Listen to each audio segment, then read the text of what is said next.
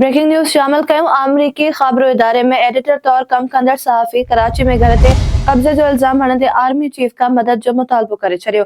सहाफ़ी अल्ताफ़ुल्ला ख़ान 36 सालनि खां अमरीका में सहाफ़ती ज़िम्मेवारियूं सरअंजाम ॾिए थो।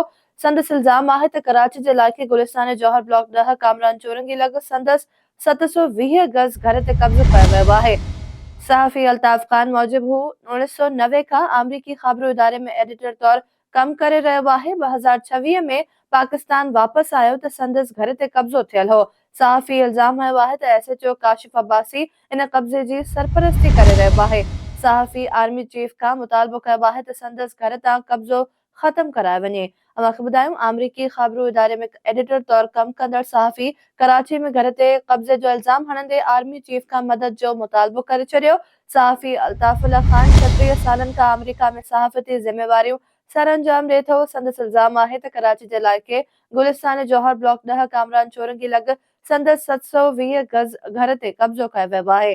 सहाफ़ी अल्ताफ़ ख़ान मूजिब हू 1990 खां अमरीकी ख़बरूं इदारे में एडिटर तौर कम करे रहियो आहे। 2026 में पाकिस्तान वापसि आयो त संदसि घर ते कब्ज़ो थियल हो।